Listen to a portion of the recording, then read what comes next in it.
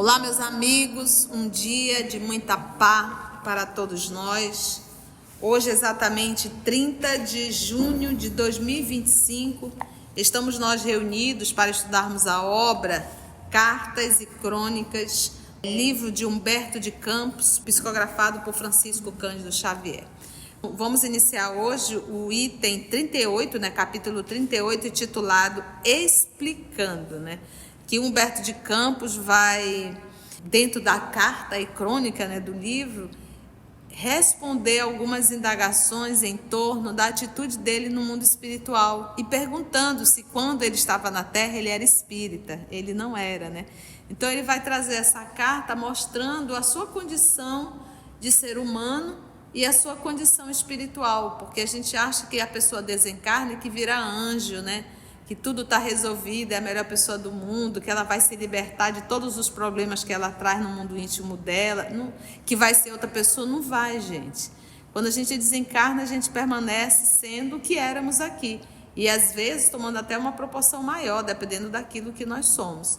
Então ele vai trazer essa experiência dele, mostrando a sua condição de espírito. Então vamos envolver a nossa querida Cecília, que irá fazer a nossa prece de gratidão. Divino Mestre Jesus, te agradecemos de todo o coração a oportunidade que nos oferece de mais um momento de estudo, de esclarecimento, para que possamos, através desses conhecimentos, melhorar nossa caminhada. Ajuda-nos, Mestre, para que cada lição recebida, cada esclarecimento feito, entre e não só na nossa mente, mas no nosso coração, e que seja assimilado por todas as nossas pessoas. Assim nós possamos caminhar melhor para o verdadeiro encontro. Obrigado, Senhor. Obrigado. Muito bem, Cecília querida. Então vamos nós. Mensagem de número 38, titulado Explicando. Não, meu amigo. Quando me desvencilhei do corpo físico, há quase 20 anos, olha, 20 anos já de desencarnado, o título de, entre aspas, espírita, não me classificava as convicções. Como acontece a muita gente boa, acreditava mais no que via com os meus olhos e tateava com as minhas mãos. Então, típico mesmo do materialista, Crê no que vê e no que toca, Lia o Evangelho de Jesus, então ele não era ateu, ele não era, ele era uma pessoa religiosa, ele buscava ler, de certa forma, Lia o Evangelho de Jesus e compulsava, ou seja, folheava as impressões de vários experimentadores da sobrevivência. Então ele lia um pouco aqui, lia outro ali, e lia o Evangelho. Então você vê que ele não era uma pessoa avessa aos ensinos de Jesus, Ele buscava, de certa forma, uma leitura. Entretanto, sem objetivos sérios de estudo, e sim na extravagância das gralhas da inteligência, que vão à lavoura do espírito, gritando inutilmente, bicando aqui e ali, para perturbar o crescimento das plantas e prejudicar-lhes a produção. De uma forma muito poética e metafórica, ele fala aí da gralha, esse pássaro, que vai só para fazer barulho, só para bicar aqui, bicar ali e atrapalhar. Ou seja, ele estudava a religiosidade, ele estudava o Evangelho, estudava os contos, os comentários de alguns religiosos, com o único intuito de adquirir informações, até porque para poder falar depois. Mas aquilo não servia para a sua reflexão íntima, para a sua renovação íntima, entendeu? É aquele estudar para intelectualizar e não para se moralizar. Era um homem demasiadamente ocupado com a terra para devotar-se às revelações do céu. alguma semelhança, né? Quantos de nós não falamos, eu não tenho tempo, eu não tenho tempo? Ou seja, muito ocupado com as coisas da terra e em detrimento das coisas do céu, né? Não busca a espiritualidade, né? Meus pensamentos jaziam, e diz assim, mas isso é tolice. Sim, quando você morrer, você vai para onde? A gente nós devemos nos preparar e ter o conhecimento dessa ciência da desencarnação. Eu tenho que me preparar para essa viagem. Toda vez que nós vamos fazer uma viagem, nós nos preparamos, separamos o que vamos precisar, buscamos saber como é esse local, qual o clima que está lá. Então, a gente faz todo um preparo para fazer uma viagem horizontal. Imagina uma viagem vertical, que a gente vai sem data para voltar. Pelo menos da nossa parte, né? Meus pensamentos jaziam tão vigorosamente encarnados nas preocupações mundanas que nem a força hercúlea da enfermidade conseguia deslocar-me para as visões íntimas da vida superiores. Nem a doença fez com que ele olhasse para a vida superior, né? Meu Deus. Ilhado, isolado ali, né? Na fortaleza de minha pretensa superioridade intelectual, porque lembra que Humberto de Campos, ele inclusive tinha uma cadeira dentro da Academia de Letras. Ele era um homem muito bem conceituado, viu, gente? Era um intelectual muito grande, muito conceituado, Humberto de Campos, aqui no nosso Brasil. Escritor de crônicas, né? De contos. E por isso é que ele diz que ele estava ilhado ali na fortaleza de minha pretensa superioridade intelectual. Pretensa superioridade. Porque quando a gente está aqui na Terra, a gente adquire uns títulozinhos, um certificado, e a gente acha que é super inteligente, né? Quando a gente começa a achar que a gente é muito inteligente, isso mostra o quanto a gente ignora. Quando a gente é inteligente mesmo, o primeiro passo é reconhecer a ignorância. Isso caracteriza um homem inteligente, um ser hominal inteligente. Reconhecer a sua própria ignorância, isso já é um ato de muita inteligência. Porque mostra qual é o parâmetro dele. E aí ele reconhece o quanto ele é ignorante. Agora, quando nós começamos a achar que nós somos muito inteligentes, o nosso parâmetro está muito curto. Parâmetro na condição de comparação. Então, se eu me comparo com as coisinhas miudinhas da Terra, eu sou muito ignorante. Mas se eu realmente começo a entender a minha pequenez perante o universo, aí isso mostra que eu estou começando a amadurecer. Então, o meu parâmetro já é o universo, não é mais a terrinha, as coisinhas daqui, né? Então, ele diz, ilhado na fortaleza de minha pretensa superioridade intelectual, ria ou chorava nas letras, acreditando, porém, que a fé seria apanágio, ou seja, que a fé seria privilégio. Aí aqui ele faz um trocadilho, mas é tirando um sarcasmo mesmo, porque preste atenção como é que ele coloca. Ele diz que a fé seria apanágio, ou seja, privilégio das criaturas ignorantes e simples, indigna dos cérebros mergulhados em maiores cogitações. Então, a gente observa aqui que ele fala de uma forma muito sutil que a fé são para as pessoas ignorantes, para as pessoas que não têm muita intelectualidade. As pessoas mais intelectuais não se ligam mais nessas coisas pequenininhas de fé. Só que ele fala de uma forma que a gente tem até dificuldade de compreender que ele está chamando o outro de ignorante. Então ele coloca só, olha como é que ele sabe muito bem lidar com as letras. Acreditando, porém, que a fé seria privilégio, ele coloca o termo aí privilégio, mas nossa, uau, privilégio, mas ele diz das criaturas ignorantes. Então ele está chamando de ignorante. E ele usou que a fé é indigna dos cérebros mergulhados em maiores cogitações, ou seja, chamou um de pessoas ignorantes e outro de pessoas extremamente intelectuais, e colocou duas palavras bonitas aí, apanágio e indignos. Situava-me entre a dúvida e a ironia, quando a morte, na condição de meirinho, ou seja, oficial da justiça divina, a morte como um oficial da justiça divina, me intimou a comparecer no tribunal da realidade. Qual é o tribunal da realidade? A morte. É o tribunal da realidade. Vai estar frente a frente com algo que ninguém tem como fugir. Tu pode ser a pessoa mais linda do mundo, mais milionária do mundo, mais poderosa do mundo, vai morrer.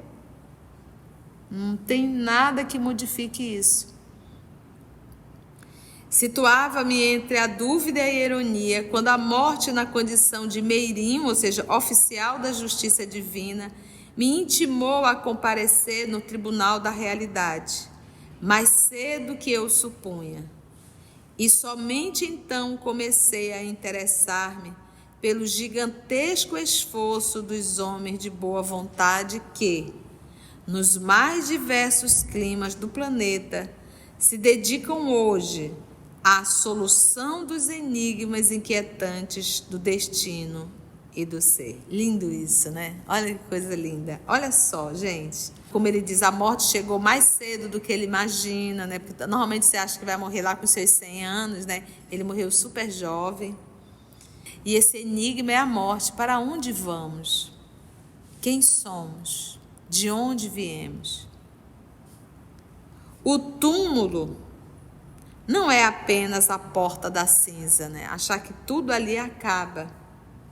Morrer não é terminar.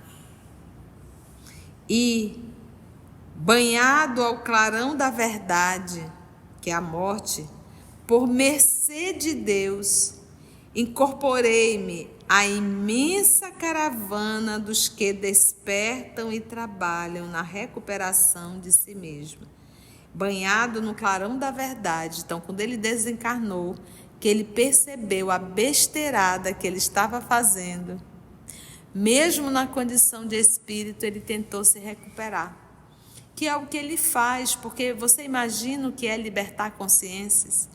Você imagina a dedicação do Humberto de Campos em materializar todos esses textos que ele escreveu do outro lado, materializou aqui, para nos ajudar. Cada texto lido que torna o humano melhor, isso é ponto para Humberto de Campos, o trabalho dele e do nosso Chico Xavier. E isso não é algo que ficou isolado em uma sopa que serviu. Esses livros eles estão aí constantemente a libertar a consciência. É por isso que nós incentivamos tanto o estudo das obras subsidiárias.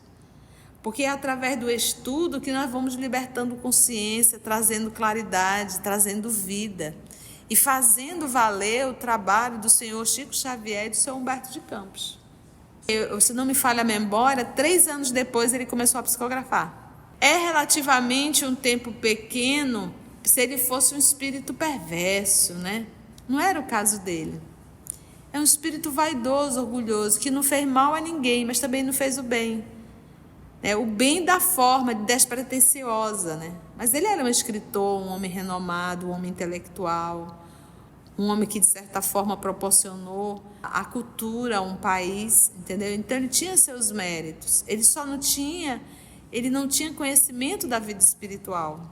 Então logo que ele chegou no mundo espiritual, que ele percebeu o que ele tinha feito, ele foi se aprimorar. Se redimiu, porque às vezes o que mais retarda a consciência do espírito do mundo espiritual é o apego e o orgulho. Então, se a gente pega o André Luiz ali, 8 anos se debatendo no sofrimento, era porque ele não fazia o exame de reflexão. Demorou tempo para entender a sua condição espiritual, né? Aceitar por conta do orgulho. Às vezes nós levamos muito tempo para nos desenrolar, desenfaixar da personalidade. E principalmente quando essa personalidade ela está envolvida de títulos que promovem mais vaidade ainda. Então imagina você se libertar de um título em que você teve um grupo de seguidores te bajulando, te chamando de doutor, te chamando disso, daquilo, outro, e de repente você no mundo espiritual desperta, você não se livra disso. Isso está dentro de ti. Entende? Então, por isso que ele é algo individual, não existe um tempo determinado. Cada um é uma história. Enquanto uns levam 8, outros levam 1 ano, meses, já reconhecendo. Agora, quando além de tudo isso, você ainda fez o mal, perseguiu, humilhou, aí a dor é maior. Não é só um exame de consciência, porque você arrumou inimigos. E muitas das vezes você acaba desencarnando e esses inimigos no mundo espiritual estão te aguardando. Aí o sofrimento é muito maior. Entende? Por isso que Jesus dizia para a gente angariar amigos. Né? Vamos lá, conquiste amigos, não arrume inimigo, porque como eu não morro, eles também não morrem. Apenas nos aguardam do outro lado. Aí é outra confusão, entendeu, Aninha? Então, cada caso é um caso e cada caso será avaliado de forma particular. Ele reconheceu o seu erro e já se uniu a pessoas, a grupo de espíritos, porque, gente, o trabalho da espiritualidade é nos ajudar no processo de evolução. Então, os espíritos também nos ajudando no processo de evolução. E foi o trabalho de Humberto de Campos, nos ajudando no nosso processo de evolução. Não estranhe, pois, se continuo em minha faina, né, ou seja, no meu trabalho de escritor humilde, tentando nortear as minhas faculdades no rumo do bem. Não estranhe se eu continuo escrevendo, né? E ele tem a sua forma particular de escrever, o seu jeito de escrever, principalmente as crônicas, né? É o que posso fazer, é o que eu sei fazer, porquanto não disponho de especialização adequada para outro mistério. Sou médico? Não sou. Sou palestrante? Não sou, mas escrever eu sei. Então eu vou usar o que eu sei e canalizar isso para o bem. Vou aprender a lidar. Gente, você já leu Boa Nova? Aquilo foi escrito por Humberto de Campos. Humberto de Campos trazendo as narrativas, os contos. Meu Deus, quem já estudou a obra Boa Nova e se estudou verdadeiramente, se conseguiu mergulhar no magnetismo da obra, você se sente lá na Palestina. Você se sente muitas vezes ouvindo Jesus falar com Madalena. É impressionante o magnetismo daquela obra. O quanto nós nos percebemos dentro da obra. É lindo. E foi escrito por Humberto de Campos. Aí a pessoa diz, mas tia, como é que ele sabe dessa história? Gente, existe arquivo no mundo espiritual. Então ele buscou esses arquivos. E arquivo não é pegar um livro e deixa eu ler, não. Arquivo no mundo espiritual, eu acredito, a gente vai ver isso na obra Memória de um Suicida, eles acessam o arquivo, eles veem as imagens gravadas. Não é numa fita, não. Nem no disco, nem no aparelhinho, não. É algo que transcende e que eles conseguem acessar. Como aqui no nosso planeta Terra, cada lugar, ali está marcado a história daquele lugar. Está no ambiente psíquico daquele lugar a história. Por isso é que tem lugares que a gente arrepia. A gente tem vontade de chorar e não sabe entender por quê. Muitas vezes, né? É porque ali naquele lugar conta-se a história, ficou impregnado naquele ambiente, entende? Então existem as histórias, os arquivos do mundo espiritual, em que ele estudou, anotou, elaborou o livro e trouxe materializado através da psicografia. E ele diz, é o que posso fazer, porquanto não dispõe de especialização adequada para outro mistério. Você pergunta, por que me consagro presentemente ao Espiritismo com Jesus? Quando fui intérprete da literatura fecenina. Vamos ver o conceito de fecenina? A literatura fescenina refere-se a um tipo de poesia ou conto popular, obsceno e satírico. A palavra fescenina, ela deriva da cidade italiana de Fecênia, onde esse tipo de manifestação literária teria surgido. Então era o conto dele, a forma que o Humberto nos trazia nessa leitura fescenina. Lançando vários livros picantes e político apaixonado na corrente partidária a que me filiei, como defensor dos interesses de minha terra. Creia que, realmente, errei muito. Nem sempre consegui equilibrar-me na corda bamba das convenções terrestres e, muitas vezes, caí escandalosamente em pleno espetáculo, à frente daqueles que me aplaudiam ou me apupavam, ou seja, vaiavam. Entretanto, a morte constrangeu-me ao reajustamento íntimo. Acordei para um dia novo e procuro comunicar-me com os que ainda se encontram nas sombras da noite, que somos nós. Admito que poderia fazer coisa pior. Se me deixasse vencer pela tentação, efetivamente integraria a vasta fileira dos espíritos obstinados na perversidade que lhes é própria, cavalgando os ombros de meus desafetos. Algo, porém, amadureceu dentro de mim. Ou seja, ele poderia ter se tornado um espírito perseguidor, cruel, poderia, mas eu venci a tentação, não fiz o mal. Aquilo que me trazia prazer causa-me agora repugnância. O que eu fazia na terra que me trazia prazer, agora como espírito me traz repugnância. Por quê? Porque ele adquiriu consciência do quão ruim era aquilo, do quão vil, do quão baixo, do quão medíocre eu era, né? A experiência mostrou-me a parte inútil de minha vida e, por acréscimo de bondade do Senhor, voltei ao campo de minha própria sementeira, não mais para deslustrar o serviço de natureza, mas para colaborar com o bem a favor de mim mesmo.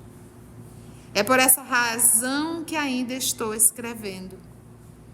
Convença-se, contudo, de que não possuo mais no vaso do coração a tinta escura do sarcasmo e esteja certo de que me sinto excessivamente distante de qualquer milagre de sublimação. Olha, eu me afastei do jeito sarcástico de escrever, mas também ainda não me considero um ser iluminado, né? Sou apenas um homem desencarnado, com o sadio propósito de regenerar-me. Sadio propósito, né? Acho que ele não resume, quer dizer, não sou nem santo, né? Mas também demônio. Estou no esforço, né? Depreenderá você, né, tirando aí as suas conclusões, portanto, desta confissão, que em hipótese alguma poderia inculcar-me, né, dar informações, né, por guia espiritual dos meus semelhantes.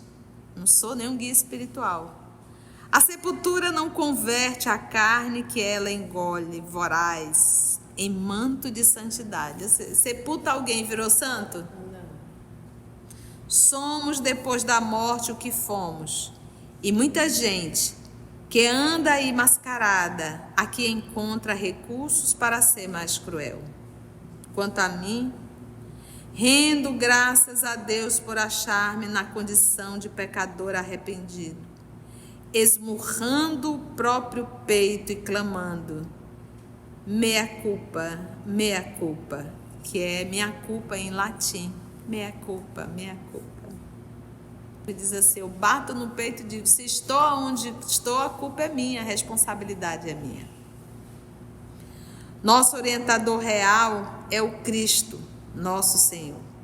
Sem Ele, sem a nossa aplicação aos seus ensinos e exemplos, respiraremos sempre na antiga cegueira que nos arroja aos despenhadeiros do infortúnio.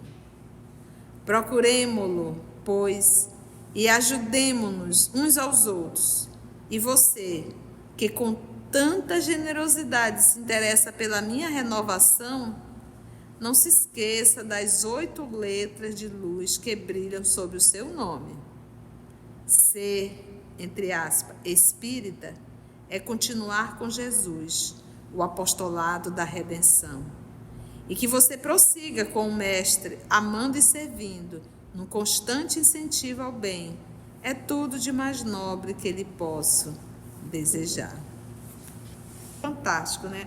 Um texto simples, direto, mas escrito com uma elegância típica realmente de um espírito como Humberto de Campos. Foi bom, gente? Se você chegou até aqui o final, deixa seu comentário.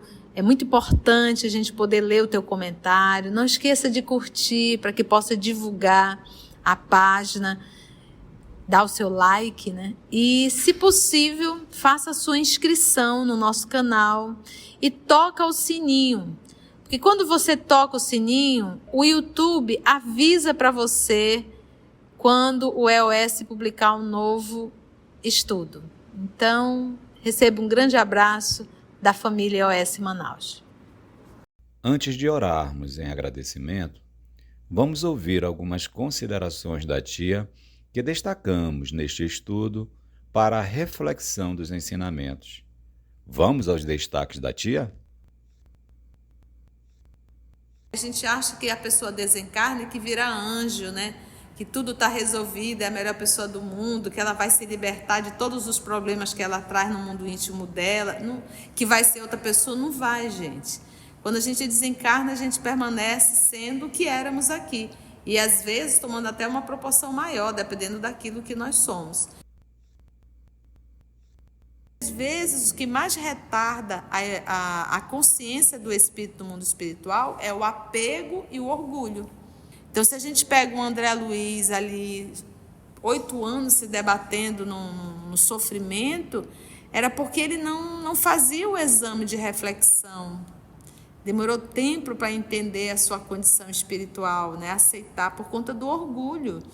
Às vezes nós levamos muito tempo para nos desenrolar, desenfaixar da personalidade.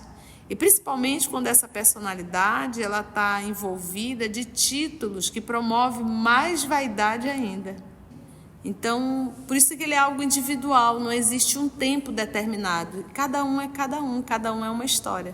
Enquanto uns levam 8, outros levam 1 ano, meses, já reconhecendo. Agora, quando além de tudo isso, você ainda fez o mal, perseguiu, humilhou, aí a dor é maior. Não é só um exame de consciência, porque você arrumou inimigos. E muitas das vezes você acaba desencarnando e esses inimigos no mundo espiritual estão te aguardando. Aí o sofrimento é muito maior. Assim, concluindo o nosso estudo de hoje e agradecendo o nosso Mestre Jesus por mais este momento de aprendizado, vamos orar? Então, assim agradecemos a Deus, nosso Pai, aos amigos espirituais por mais uma oportunidade que nos foi dada de estudo e de reflexão.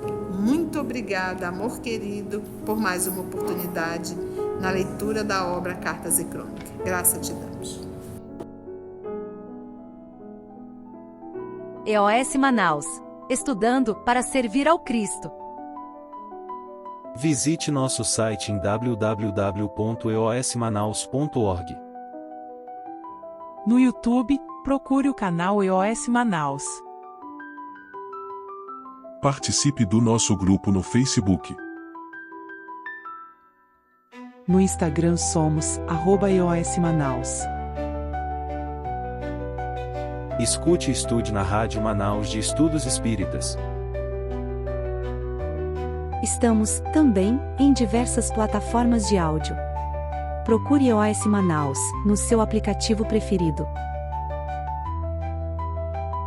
EOS Manaus.